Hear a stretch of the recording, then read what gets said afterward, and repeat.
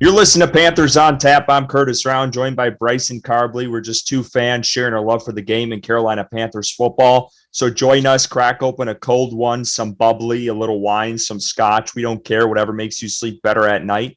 Before we dive into the episode, a little self-promotion. Stop what you're doing. Go give us a follow on Twitter at Panthers on Tap. Join the discussion on our Facebook group. We have over 2,500 members. You can listen to us wherever you get your podcast. Just search Panthers on Tap. We made it, folks. 100 episodes and going strong. Bryson, can you believe it?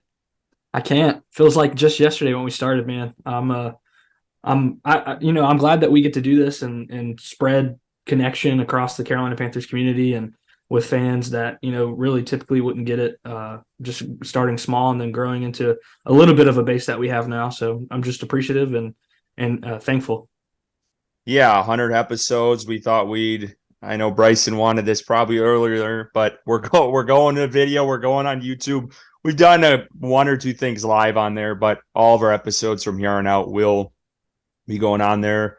Probably won't be starting live yet, but we'll get there. But yeah, I was just looking. I think our first episode we put out was February of 2021, so a couple of years now. Wow.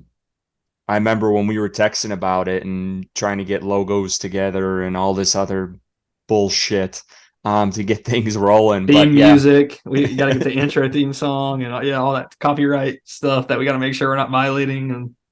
yeah, it's crazy. And I was looking back. I think our first episode was with Roaring Riot founder Zach. We've Yep. had some former and current players on the podcast, several beat reporters, really some people across the world too, which is kind of cool. We had Vincent, and then we also had, I believe, someone from Cat Crave, if I'm not mistaken, once on the show too. So yeah, we've been far-reaching, and it's been a journey, and it's been fun so far. And we just appreciate everyone who's stuck with us the whole time, and we just really appreciate you guys. So with that, let's get rolling with the episode here. We're going to have a 53-man roster prediction coming up, kind of an unofficial one later on in the episode. So stay tuned for that, and don't hammer us too hard on Twitter because, again, this is very early. Preseason has not happened, but we thought we'd go big here for this one. So let's start with Back Together Saturday. We both went, got up early. You stayed the night Friday, and then we headed down to Spartanburg Saturday morning. This was your first time seeing Bryce Young. What were your impressions? Yeah, I mean, Saturday really wasn't a great day overall for Bryce Young, but I did see things that made me excited. Obviously, his ability in the pocket to avoid the rush or the simulated rush that was there on Saturday, or to kind of change his arm angle to make the throw that he needs to make. I was impressed with that. I thought he showed plenty of arm strength. I think his what people are bringing up all the time of his his lack of arm strength when they talk about Bryce Young and his weaknesses, or not lack, but maybe just adequate arm strength and not that being a strength. I don't see it as a weakness at all. I think that I think one of the most popular throws from that Saturday was that over the shoulder throw to DJ Shark, where people are saying it was underthrown, but really, if you understand football, that's exactly where it needs to be when a corner is draped all over you. Damn Uh, good throw. that was it. You couldn't have walked up there and handed it to him any better than how Bryce Young placed it on that throw. So I was excited. It wasn't his best day that he's had in camp up to this point, but it was good. I mean, it's the best quarterback play I've seen at training camp since Cam Newton was healthy and playing in Carolina. Maybe it was 2017 or 2018. So it's exciting to have a quarterback that can make those throws. And also the backup, Andy Dalton. I thought he had a great day while we were there Saturday. And I think really what really stood out to me a lot was Shark's connection with Bryce Young. I think that it's been talked about a lot on Twitter as well. They seemingly are tied to hips. I mean, when Bryce Young looks deep, it's to Shark, and I think that that's awesome because Shark's ability to track the deep ball and make that catch wherever he needs to he's shown at least thus far in training camp and then somewhat throughout his career that he can do that, and he's seems like a legitimate deep threat. Yeah, that throw to Chark was outstanding. That was really, I mean, we were probably at about the 50-yard line, but that was kind of our sideline. Beautiful throw. We both got it on video. That was awesome. That was probably the highlight play. Again, he threw a pick. Shaq made a really good play on it. Yeah. So I don't really knock him for that one. But yeah, overall, it was kind of it was more of a defensive day for the team, on that side of the ball. But I thought, he can fit it into, he proved that with the Chark throw. He can fit it into tight windows, and we'll talk about it here with the padded practices. He's been outstanding in tight windows, so that's really good. And you mentioned it, and I would agree with you. I think Chark is, the deep threat, and that's kind of Bryce Young's go-to. And then I feel like Adam Thielen's the safety blanket. He likes to go to him underneath a lot and across the middle. So I know he connected on, and I think it was like a corner route. And then he had a couple other short ones and across the middle, drag type thing. So again, I think if that's the kind of way I would break it down, you didn't see a lot from TMJ at that Back Together Saturday. He was pretty quiet offensively. Miles Sanders looks good. I mean, as good as ever. Just some of the cuts he made. I know, the defense made a couple plays in the backfield a couple times. Derek Brown, notably. I mean, that guy, he had a really good year last year. I think he's going to have another jump this year. This defense, the way he's playing is outstanding. I think some of those signings with Shai Tuttle and stuff, that's just been underrated too. I think they're going to help him out a lot. Yeah, I was going to mention when you finished up that the defense really stood out to me throughout the whole day because, I mean, I even tweeted it when we were there. It seemed like Evero was getting the better of Thomas Brown's offense, and that defensive line was just continuously in Bryce Young's face. And I know the offensive line can't really block, and it's really just kind of the defensive line just kind of a free reign. But even reports from we'll get into later from padded practices is that the D line's been eating, and that's good to hear. So I walked away kind of feeling good about both sides of the ball, feeling good about Bryce Young and the offense, and then feeling good about the defense. And I thought that was at least a positive. Yeah, another note, and I didn't tweet this out, but I mentioned it to you when we were sitting there, that there's an ongoing battle with the Panthers coach, Deuce Staley and Von Bell. They go at it consistently. Oh, yeah. And you saw that in the blueprint. He was yelling at him, but there's this like friendly banter back and forth. Kind of like almost Deuce Staley and I think it was Aaron Glenn was the DC in Detroit.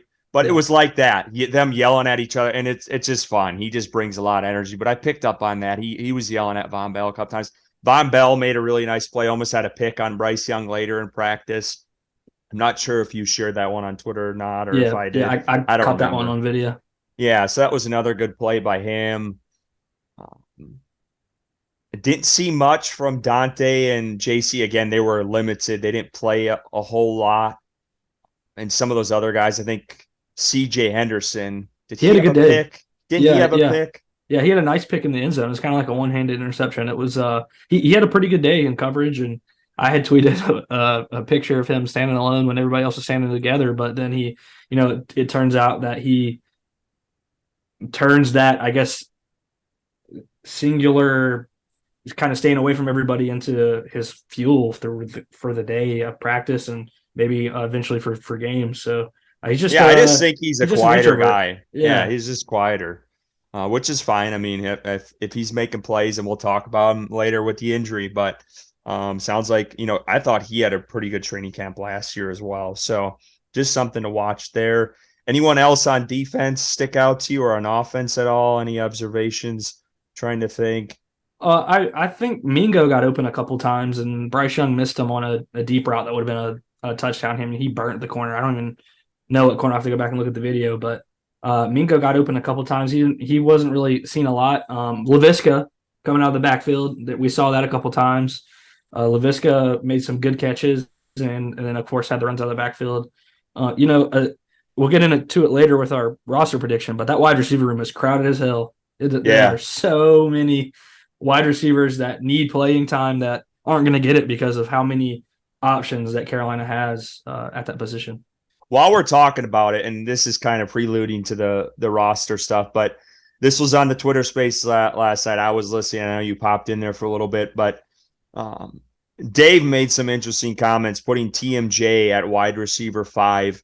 Where do you kind of stack your top five receivers for the roster? Because everyone was giving Dave shit, and I mean, I don't think TMJ is 5. I think he's better than that. And I get it. Maybe the production isn't there in practice, but we got to let these games play out. And I think TMJ, towards the end of the year, had a pretty good. I think you were sharing some stat. You might have it with you now, but I thought he played really well at the end of the season. But do you have your top 5 of wideouts? Yeah, I mean, I think if the people that know me know I like Terrace Marshall, and I think that he's talented. The stat that I had tweeted yesterday was that he averaged 17 and a half yards per catch last season. 23 of his 28 catches went for first downs, and he ranked 3rd in the league in EPA per target. So pretty good stats for a guy that didn't get a lot of action until the end of the year. So he's obviously flashed. I know I think there was somebody that came in on that Spaces and said that some guy charted him as one of the worst route runners in the league. I haven't seen any of that. I think that Terrace Marshall runs perfectly fine routes. He doesn't get a whole lot of separation at times, but when he doesn't, he just jumps over the guy and catches the ball. So, he's made a lot of some decent contested catches too. So yeah, for me personally, I put Terrace at either 2 or 3. I think that DJ Shark with his connection with Bryce Young is going to be the number 1 receiver. And then opening day, versus Atlanta in Atlanta, I think it's either going to be Marshall or Mingo lining up on the outside opposite of Shark. And I think that Thielen will be in the slot. Laviska will be the, kind of the offensive weapon in the backfield, rotating to the slot, maybe some routes on the outside. I don't know. But I think it's either Marshall or Mingo that are going to line up opposite of Shark. All right, we'll leave it there. That's your guys' tease for his roster coming up here. But no, I was just curious since you're the one that mentioned it. Hayden Hurst had a false start at Back Together. And then I think they either brought in Thomas or maybe Tremble. I thought Tremble had a pretty good day on Saturday. He had been quiet, but he started to show up a little bit. But I thought someone mentioned, I don't know if this was yesterday or a couple of days ago I saw this, but I just want this team to win. I don't care who's out there anymore. I'm to the point where it's let's just put the best guys out on the field and let them go to work, and let's just string together wins. I'm not here to, see if Ian Thomas can pull it together after 4 years and Tommy Tremble can pull it together after 3 or whatever. Just put the best guys out there and let's just get to work. I thought someone brought that up. Maybe it was in the space last night. I wholeheartedly agree with that. It's just let's put the best guys out there and let's play and get some wins here. I agree. Well, let's go to the padded practices. Obviously, we weren't at these, so we're just going off of what we've seen from beat reporters, press conferences these last couple days, and then obviously the tweets from folks that were at the practices. Initial observations there, anything concern you at all? Any surprises? It sounds like some of these other players that haven't been showing up are starting to show up a little bit once the pads come on, but just early observations from padded practice. Yeah, one player that I keep hearing a lot of, other than Grugier Hill, the linebacker that keeps picking off Andy Dalton. But one player that I keep hearing a lot of that I think is showing up in training camp is Kobe Jones off of the edge there. It sounds like he's continuously getting pressure in the backfield. He's gotten a couple sacks. He's gotten a couple TFLs. So that's one guy that I would look for to potentially make the roster as an undrafted rookie free agent. So Kobe Jones sticks out. I mean, obviously, like we've talked about for the majority of this podcast up to this point, is the connection with Chark from Bryce Young. He continues to go deep to him. He continues to make the catch, a spectacular catch. So that's good to hear. And then it seems like Hurst and Bryce Young are continue to build their relationship, and Hurst has kind of become a safety net for Bryce Young, opposite of Thielen. And it seems like he's kind of when he's in trouble, he's either looking for Thielen or Hurst, Thielen or Hurst, Thielen or Hurst. So those are just a couple of takeaways that I've just seen here and there on Twitter. But there's plenty more, and obviously you'll name some too. But yeah, those are just a few that I've noticed up to this point.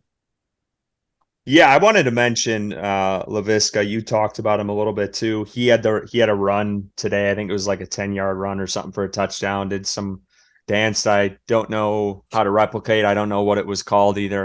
Maybe it was just him making shit up. But I noticed that at the Back Together Saturday, and I almost put this. I don't know why I didn't put this out there yet, but there was a run play where I think it was either Sanders or Blackshear was in the backfield, and Laviska had lined up initially as a wideout. They motioned him into the backfield, so there's two backs, Bryce Young in the middle, both of them in the shotgun, and I think Blackshear ran in front, and then you had Laviska take the handoff, and it went for like a 5-6 yard carry. So keep your eyes on that. I think Laviska is going to be used a lot more. Cordell Patterson, Deebo Samuel, and Frank Wright has kind of alluded to that in press conferences, trying to keep it hush-hush. But it looks like he's going to be in the backfield a lot more, and they're going to kind of try to use, all of his talents and show it off. You saw him last year, and we talked about this a couple of weeks ago with, he was doing some swing routes, and he didn't do a whole lot last year with the route tree. I think they're going to open that wide open for him. So that's something to watch. Keith Taylor, it sounded like, had a good day today. Brian Burns and Icky have been going at it, and that's good to see. Iron sharpening iron there. It sounds like sure. Icky jumped on or had a false start today after going at it with Burns a little bit, and it got a little chippy, it sounded like. But yeah, I thought it sounds like, and you mentioned it, the D-line has had their way with the offensive line a little bit. So I'll be curious to kind of see that in preseason. Not really too worried about that yet.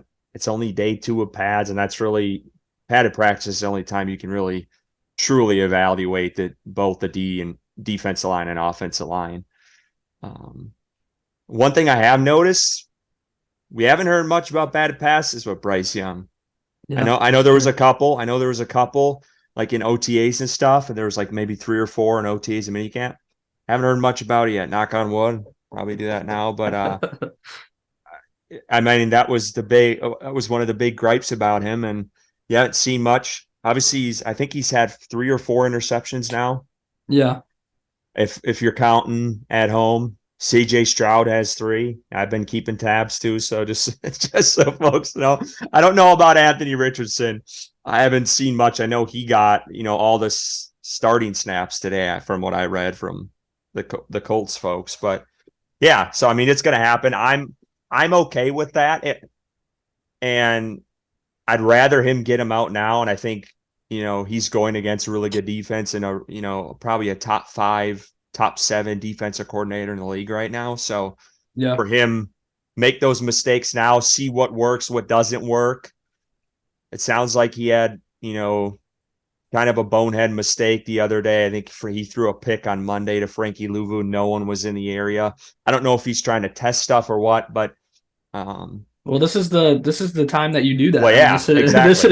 This is training. And the good guy, the top guys in the league. That's what the Patrick Mahomes. You see the quarterback thing on Netflix. That guy's they're trying everything in the book in training camp. That's where you test shit out, and that's why you see Laviska lining up in the backfield and see what they get out of him too. So again, I'm not too worried about that.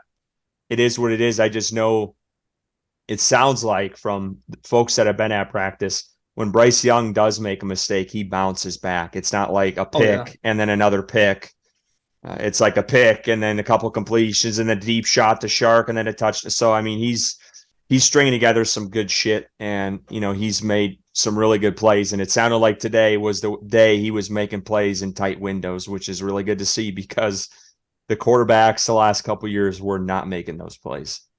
Yeah, he definitely has shown the ability to not get rattled after making a mistake, like throwing an interception or taking a quote unquote sack or whatever it be. He kind of takes that as fuel and turns it around and comes back and throws a touchdown or comes back and throws, a first down or whatever it may be there. And He's shown that consistently throughout all of the practices that we've seen throughout this time. So I think that's something that he's shown it throughout his whole entire career in high school and college, and now into a little bit of the NFL that he has shown in the NFL. So I think that's something that we will get out of him throughout our time with him in Carolina, is a quarterback that's not going to kind of get in his own head and throw an interception and then quote unquote see ghosts like our previous quarterback has done in the past, and then kind of just fall into his own pit of mistakes. I think he's a guy that's going to step in a puddle. He's going to step right out of it and keep walking. And I think that Bryce Young. Put on those rain boots. Yeah, those rain boots. Those rain boots are. I mean, he wears them 24/7. So, yeah, he's great. What do you think of the Von Bell, or not the Von Bell comparison, but the Joe Burrow comparison from Von Bell? I think he was on NFL Network I think it was yesterday. What do you think of that comparison? He made it seem like, Bryce Young's going to kind of get to work initially, start to gain that leadership, and then just that more humble approach to the QB position and the leadership role. Yeah, I mean, I think he said that they're practically the same in the sense of their leadership style, and I could see that. I don't think Bryce Young is as flashy as Joe Burrow is with maybe his attire or even like attitude that he shows on the field, but I can see similarities with their leadership style. They both seem like really good guys, and I don't think Joe Burrow is overly projecting, and I mean like in a locker room, like super loud, yelling at people or anything like that. So I could see the similarities there between Burrow and Bryce Young for sure. All right, let's talk about the guy they signed this week. I think it was yesterday. Deion Jones, former Pro Bowler for the Falcons, 7 seasons. This is his 8th now. Had a shoulder surgery last year, or last offseason, maybe it was. They traded him to the Browns. He played in 11 games, started, I think, 5 or 6. Kind of fell off last year, but it sounds like, all indications, he talked to reporters briefly today. It sounds like he's healthy. What do you think of Deion Jones? What do you make of it, and where do you see him playing, and what does that do for this defense? Yeah, I think Frank Reich mentioned today that he sees Deion Jones as strictly as an inside linebacker. So that frees up Frankie Louvu, which a lot of people have talked about, to come off the edge more and kind of make himself at home over there. But I do think Frankie Louvu plays well on both sides or both spots that are mentioned here, and I think that not having to pigeonhole him in one is probably more of the idea of bringing in a guy like Deion. And I do think that Deion is probably one of the better inside linebackers on the team already. I mean, you got Shaq Thompson, and then it's probably him. And Louvu, again, it's going to be coming off the edge more. He's got a motor that just doesn't quit. We've seen it. And, he's an extremely underrated player in this league, and I think that they will just want to be able to freely move him wherever they feel he's going to be able to make a difference on each play. And I think bringing in a guy like Deion really allows them to do that. Yeah, I love this signing. If he's healthy, I think he's going to be pretty good for this team if he stays that way. I remember him with Atlanta a couple years ago, and him and Cam had some really good battles when he came out. I mean, I think he was like 3rd in voting for Defensive Rookie of the Year. He's had some really good years in Atlanta. If he can get back to that, I think it's a really good, undervalued signing at this point. It's late. I know I saw a couple people replying on Twitter, and they were pissed that Carolina got him. So it sounds like there were some other fans of some other teams that were, hoping to get him. So maybe that solves a little bit of that, to free up Frankie. But I agree with you. I think they need to use Frankie in multiple, facets, inside, outside. I don't think just sticking him outside is the right way to do it, because I think he's a bigger threat when you kind of move him around. Same thing kind of with Jeremy Chin. And I've kind of realized that they got a couple guys where they can kind of throw them around and move them in and out, and you don't really know where they are on the field and disguise shit, which is going to be really nice, because I think that's what Evero does really well, especially with blitzes and stuff. I mean, looking Yeah, at Denver, they got rid of half their pass rushers last year, and they still had a ton of sacks. So like he finds ways and makes he'll make up for some of that stuff too, I think. yeah, you got to keep those offensive coordinators guessing and keep the protections, not knowing where what player is coming from what side. And I think having that ability to move Chin and Luvu around the formation to disguise where they're coming from or disguise them in general is something that Evero, again, like you mentioned, really values and schemes them up well. I mean, he didn't have a whole lot of talent in Denver last year, and that defense performed above what you would think they would on paper. So yeah, I think Evero is going to have a feast. Any concern with Marquise Haynes, CJ Henderson? It looks like Henderson's got a growing injury, and Haynes has been dealing with a back injury. Wasn't there on Saturday, and he wasn't there for the first two padded practices on Monday and then today. Yeah, I mean, CJ Henderson's injury, the groin, I think it's a soft tissue injury, so that could be something that could linger for a while. Those injuries don't tend to go away super quick, and that's a little bit worrisome. Although he is, third string, fourth string, wherever you want to put him, he has shown flashes in camp, like we talked about earlier, and this is really a make or break year for him. And he even mentioned that in his interview with the reporters the other day, that he knows this is his make or break. This is his money, his bag year, and he has to go out and earn it. And I'm hoping he doesn't have an injury that lags and he's dealing with throughout the whole season, because corners are going to be using their legs and they're going to be flexing them, and they're not in a standstill position for very much at all throughout the whole entire game. So besides when the play is not happening, and I think that unfortunately for CJ Henderson, that may linger, but hopefully there's enough time between now and the start of the regular season where he can take a break and kind of heal up if he needs to. For Marquise Haynes, it doesn't sound like it's too serious. I think Frank Wright mentioned that he could be back soon, if I'm not mistaken.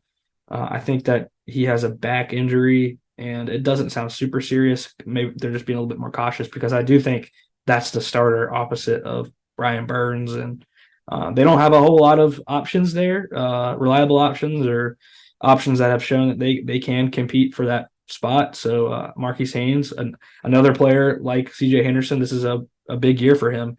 If it's going to be his first year in a full-time starting position, starting the year healthy would be very important. So maybe that's what they're thinking, and giving him time to heal up. Yeah, I don't like the Haynes injury at all. It still worries me. I don't trust YGM whatsoever. And it's finally the year that let's give Haynes a chance. Let's give Haynes a chance full time. I would like to see it. I still think they need to add in free agency at that position. If it's coming during cut downs or Deion Jones is a solution to kick Frankie out, who knows? But I definitely think they still should add at that spot. Henderson, fingers crossed, he can come back. I mean, looking at the Bucks game last year, I don't want to see him in that starter role, but he is a good depth piece, and I'm just hoping Dante and JC stay healthy, but I do think he's a good three and can challenge Dante for the number two. But I think they could all add some depth as well. Yeah. Another guy that's been hurt, rookie Zavala. It sounds like he's progressing well. I think Frank mentioned that today. Yeah, he said really good progress with his hamstring injury. So sounds like maybe he might be getting back on the field soon. So something to watch there, because I know there was talks of him maybe competing with Cade Mays for that right guard position. And obviously kind of, pushing reps maybe at left guard with Brady Christensen, because it sounds like they kind of want to keep him alongside Icky. But we'll kind of see how that plays out once he gets back into swing things, because he's missed a lot of time so far. Those training camp reps, again, wasn't padded, but just getting through that and being with the guys and surrounding yourself with, the guys on the line those reps are vital for them. And then he also missed part of mini camp too. So just something to keep in mind there. Let's start with this too, bro. I mean, before we get to the roster predictions, How much do you want to see Bryce Young play in preseason, if at all? Is there like a certain threshold you'd like to see? A quarter, a couple series, a half? What are you thinking for preseason with Bryce Young? Yeah, I think that what is it now? The third game is the one where you're well, which it was previously, but I guess the third game is now the last game, right? And Yeah. is it still the third game that where the starters play the most? Is that I couldn't remember from It's tough last to year, but say. Like the yeah. way the Panthers did it last year was weird because they did a joint practice. I think it was their second preseason game, which they're doing. Oh no, they're doing the first one this year with joint practices. But I think it was the second joint or the second preseason game last year. The starters didn't play at all because they used the joint practices as like basically as preseason, which is weird. So some teams do it that way, though. I've seen that is common, but I don't know. I don't know how Yeah. the hell they do it. I think typically the third game is still the game where you want to see your starters play the most. So if that's the case, then maybe in the first game Bryce Young gets a series or two. Second game, Bryce Young gets 3 or 4, and then the third game, Bryce Young gets a quarter or 2 quarters. I think that that's appropriate. Getting him acclimated to some real game speed stuff. Obviously, it's not going to be exactly like week one with starters and teams actually playing, but the preseason is as close as you can get to actual games, and I think that would be important for Bryce Young and his growth and progression to week one. And I do think that if he's out there, you're putting the starting offensive line out there. You're not putting him behind backup offensive linemen. So, I mean, it is a risk, obviously, that you take. We saw it happen last year with Matt Corral. We've seen it with Cam Newton in the past. It's a risk that you take, but I think it's a necessary risk. And I do think that it is important especially for rookie quarterbacks, to get out there and kind of get their feet wet a little bit. So, seen him a little bit in game 1 and 2, and then uh, a quarter or two in the last game, or whatever game is considered game 3, like it used to be of the preseason. Then seen him play the most in that one.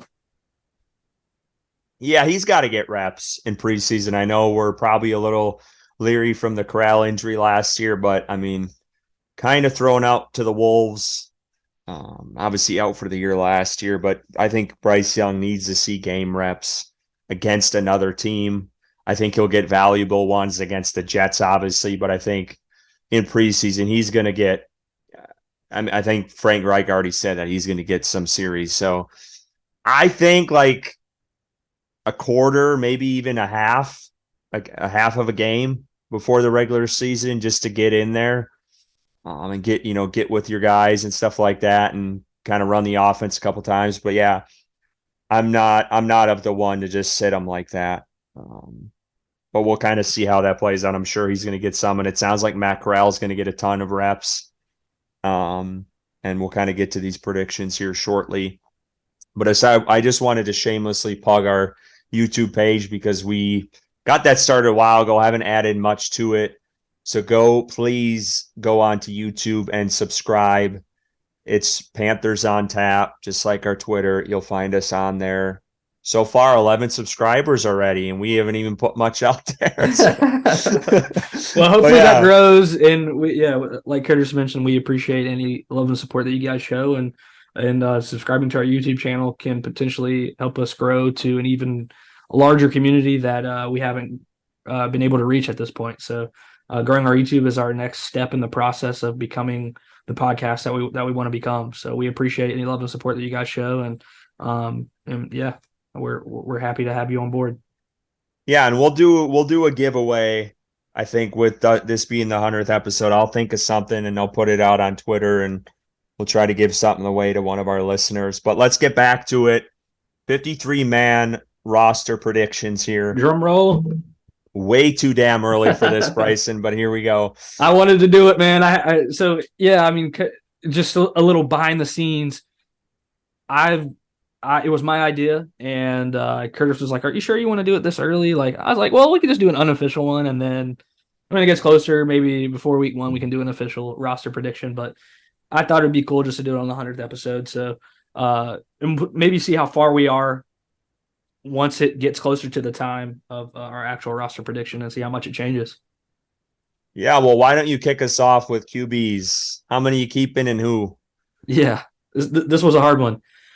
So I cut Bryce Young, and so obviously you keep Bryce Young. Andy Dalton's the backup, and then you have the third emergency quarterback. That doesn't count against your roster spot in Matt Corral. That's how I have it. Starting Oh, off. so you're keeping Matt Corral. Yep. It Oh, doesn't and count against just the for roster folks spot. know, we did not discuss this beforehand. I do not know what he did, and he doesn't know what I did. No I did clue. I did the same thing. Um, I'm gonna keep Corral because it doesn't count against the roster, and that saves you a spot. So Yep. 3 QBs for me. I guess I'll go now. We'll just kind of ping pong back and forth here. Okay. Running back, I also went with 3. Miles Sanders, Chuba Hubbard, Raheem Blackshear. I was looking at Indy's roster from last year. They only kept 3. I know Frank likes to rotate those guys through, but we also haven't mentioned a guy that's going to make the roster as well, and that's Laviska Shenault. So you can probably slot him as a running back too / wideout. But yeah, I'm gonna go with 3 for the running backs. Yeah, I'm the same there. 3.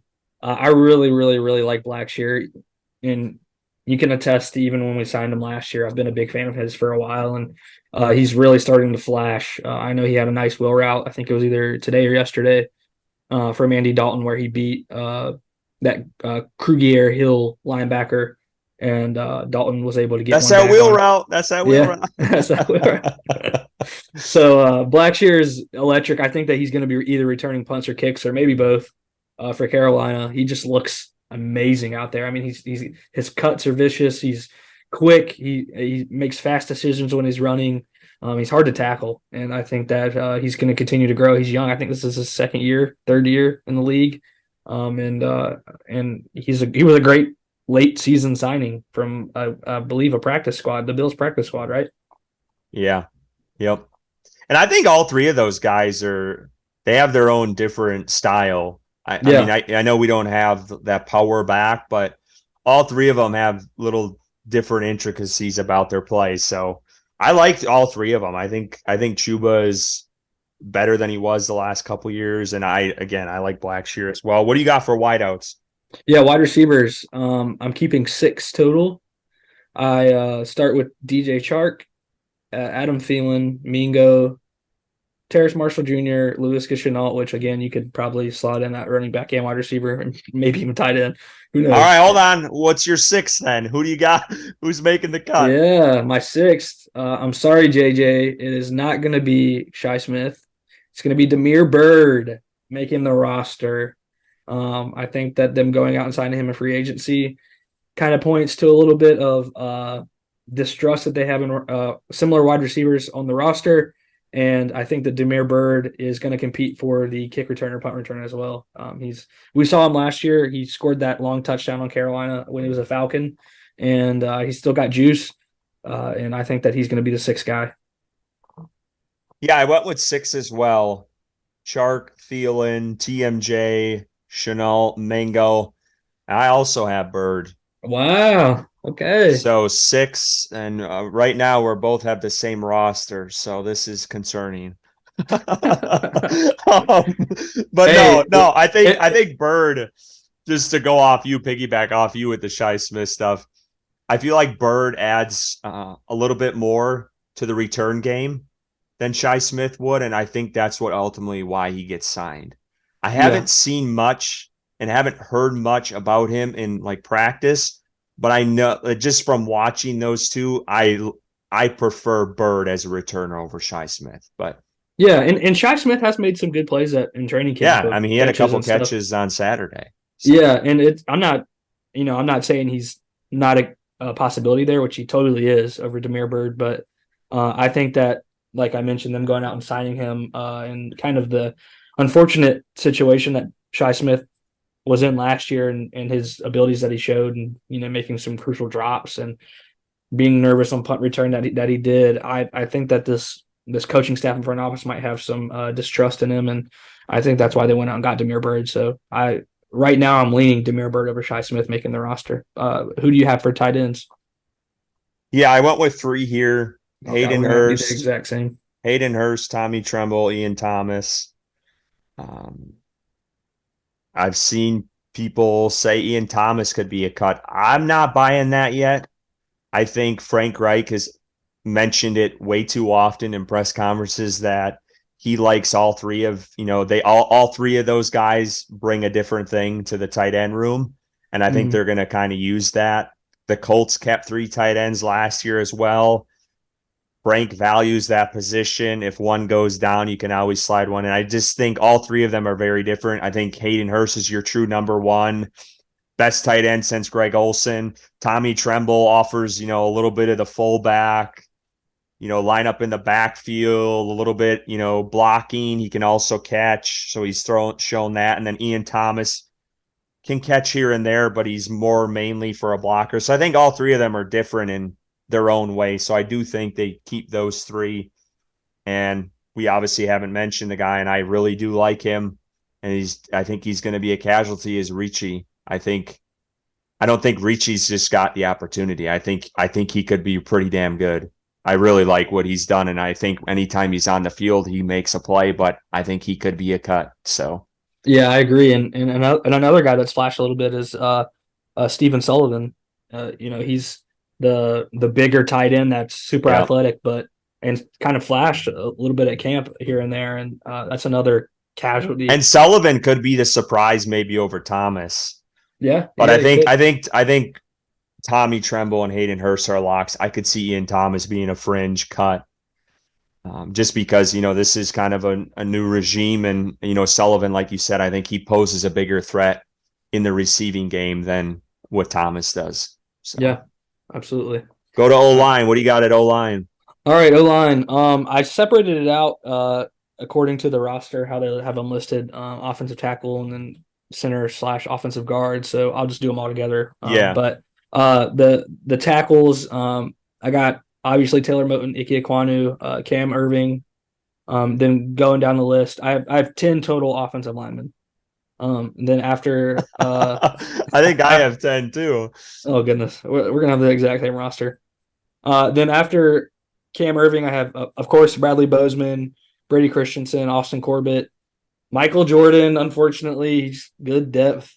Cade Mays, the offensive lineman that they went out and signed in free agency, Justin McCray, and then Chandler Zavala, who they drafted in the 3rd round this year. And that rounds out the 10 that I'm keeping currently. Did you have Cam Irving? Yeah. Okay, I do think we have the same. I got Icky, Christensen, Bozeman, Corbett, Moton, Mays, Zavala, Irving, McCray, Jordan. Yep. That makes up 10. So we were 100% across the board on the offense. This is defense. I think this is kind of similar to last year. I think last year our defense was a little bit different. I think honestly, I think it was the same on offense. But yeah, I think they'll carry 10. And I don't think they're going to carry beyond that. So let's move to the defensive side of the ball. D-line. So D-line, I broke it up on kind of how I coupled the edge rushers in with the linebackers because that's technically their position. Yeah. So the D-line is actually quite smaller than what it typically is. So I have 1, 2, 3, 4. I have 6 defensive linemen. Same. Jesus Christ. Henry Anderson, Shai Tuttle, Derek Brown, Deshaun Williams, Marquand McCall, and then I have the Kobe Jones. I'm buying the hype from Twitter. I haven't seen much from him. I didn't even know what his number was on Saturday. I don't know if he made any plays there, but everyone else is talking about him on Twitter. It sounds like he would have 3 or 4 would-be sacks already. So, and against like starters.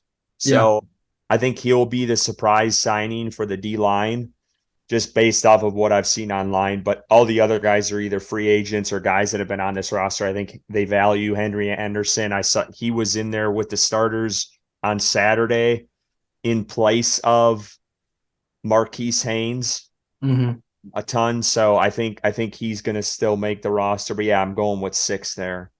Yeah, we have the exact same list. I have Kobe Jones making the roster as well.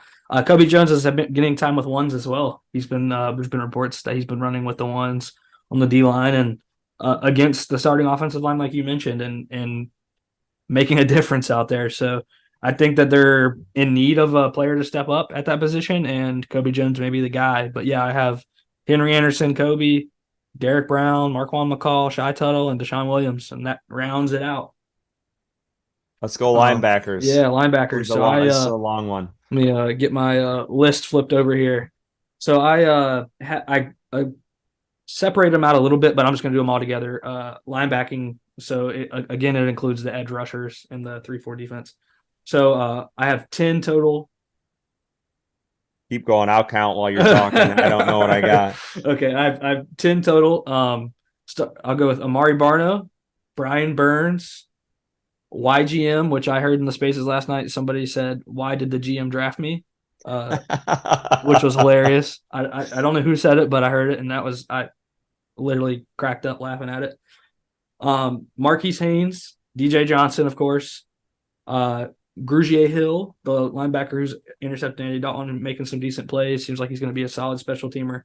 Deion Jones, the new guy, Frankie Louvu, Brandon Smith, which I was kind of on the fence about just based off of the signing of Deion Jones, but I like Brandon Smith personally, so I kept him on my roster. And then Shaq Thompson rounding it out, which equals 10 total linebackers. Did you have Barno in there?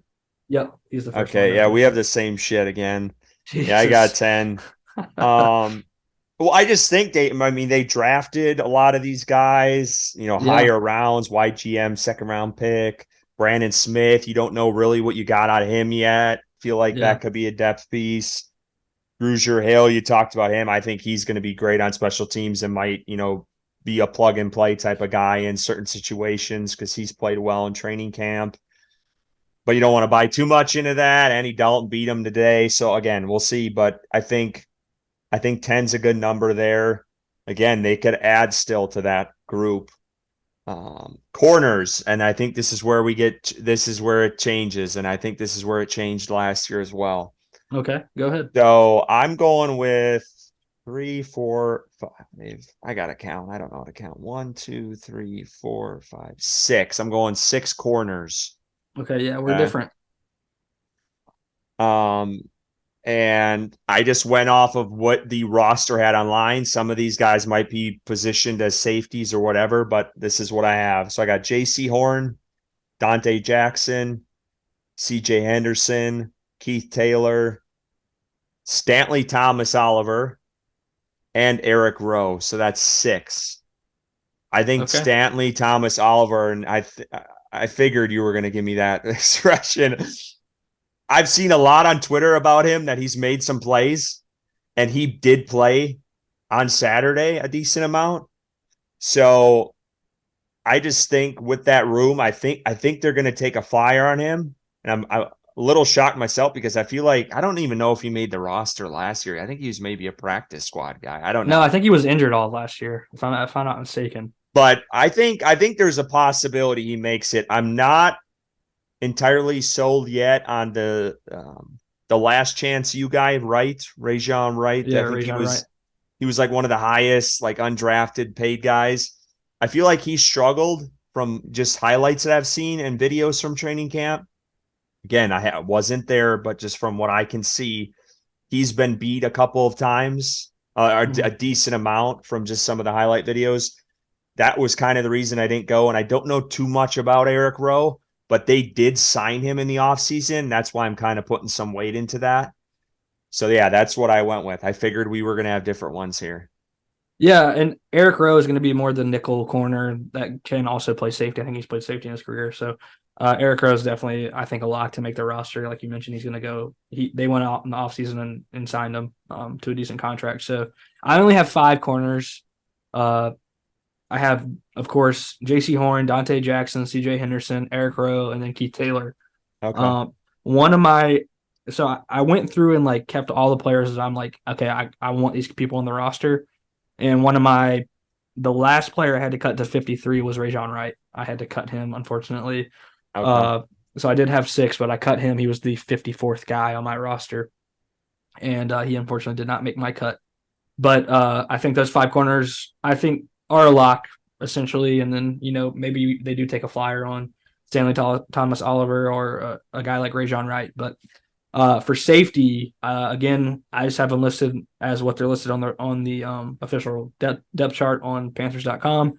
So I kept 5 safeties, and I Von Bell, Jeremy Chin, Sam Franklin, Jamie Robinson, and Xavier Woods.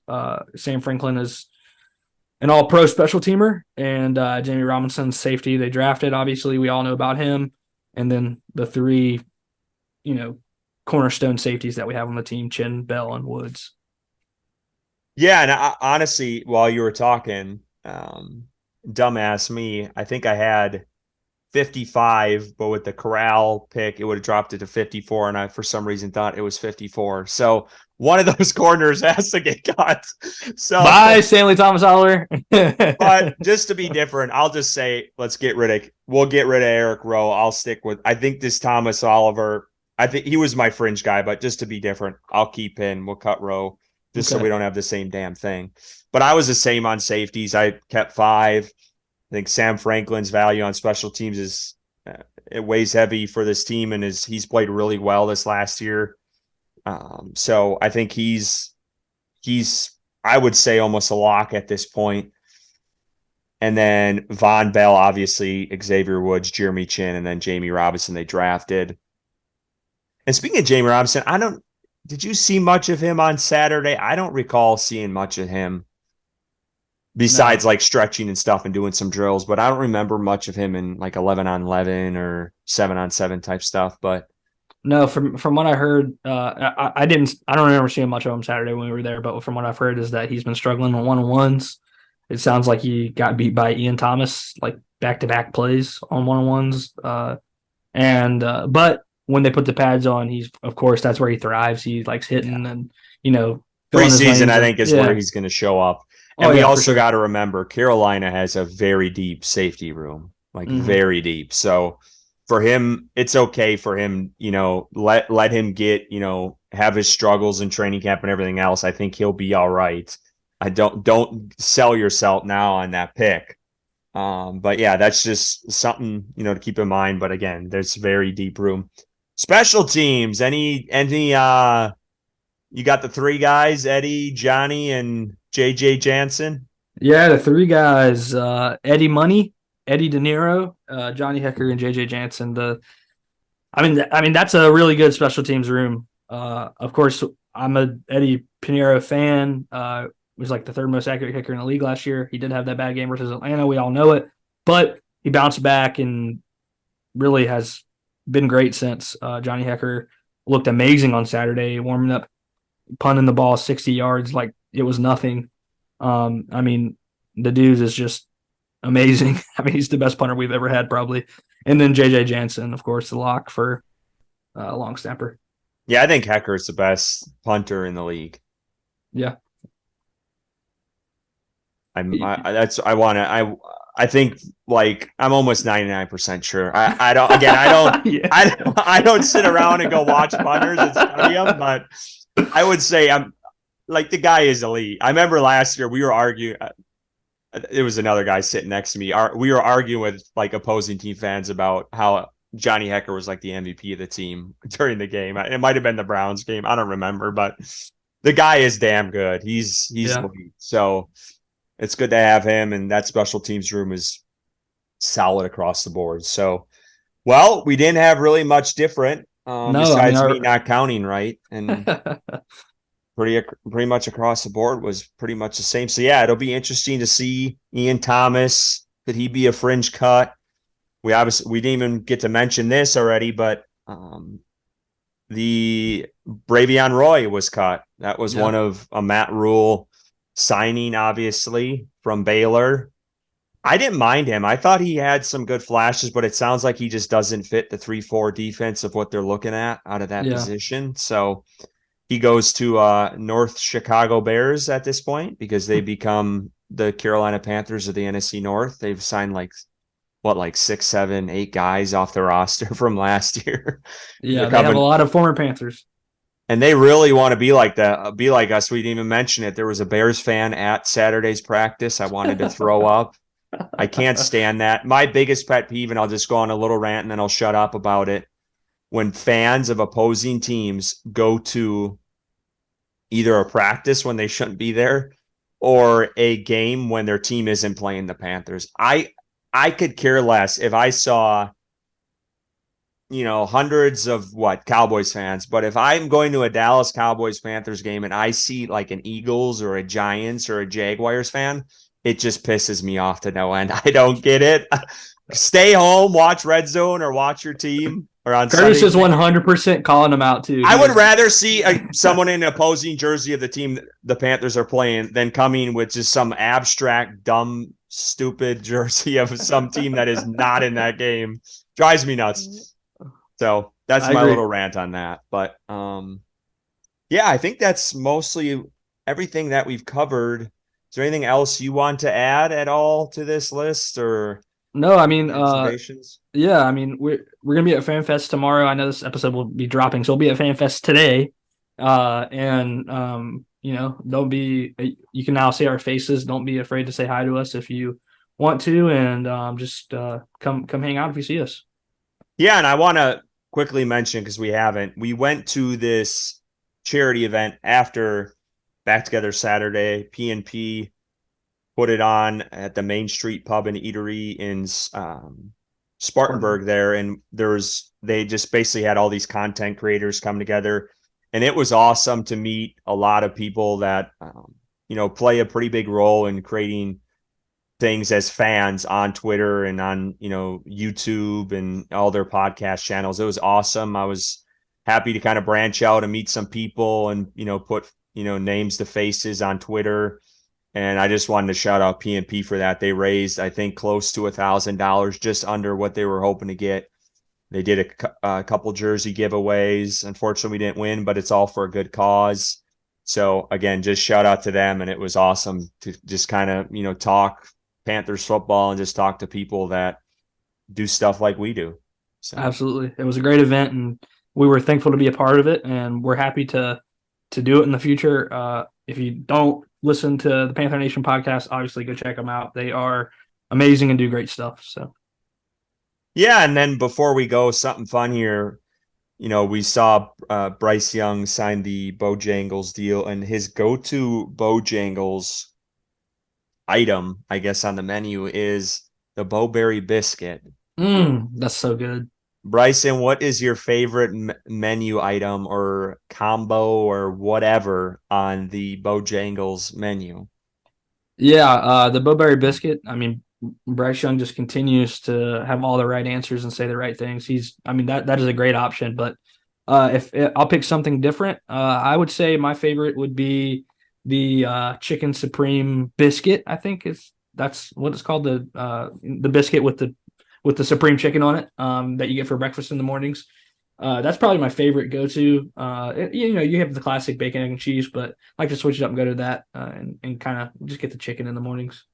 Yeah, I think I've had a breakfast sandwich there, just like the bacon, egg, and cheese one. I honestly can't say if I've had a chicken sandwich there, which is crazy. You gotta try it out, man. Yeah. So that's something I'm gonna have, because I've seen the chicken supreme. I've seen they got some fish sandwich that people like too. I do like those Bowberry biscuits though. Those are damn good. Those are really good. Their fries are they got some good shit there. I'm not a tea fan. Don't DM me about it. Tea sucks. It's terrible. You sound like Ted Lasso. Are you a tea guy? Oh, I love sweet tea. Really? I love it. Man, it's delicious. Trash. Well, that's because you're from Wisconsin and you don't know how to enjoy it. I drink milk any day of the week over that. Yeah, you're fucking nasty. You're disgusting.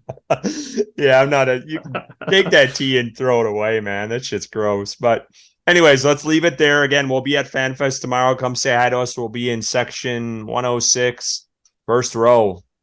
So we'll be hopefully talking to Scott Fitter and David Tepper and Nicole Tepper and Bryce Young. And David Tepper might give us some insights to who they're drafting next year like he did this previous year. I hope so. Well, we just want to thank everyone for listening to the Panthers on Tap podcast. You can catch all of our episodes wherever you get your podcast. And don't forget, we will be on YouTube now, so subscribe to our YouTube channel, Panthers on Tap. And go give us a follow on Twitter at Panthers on Tap for all your analysis and breaking news. And as always,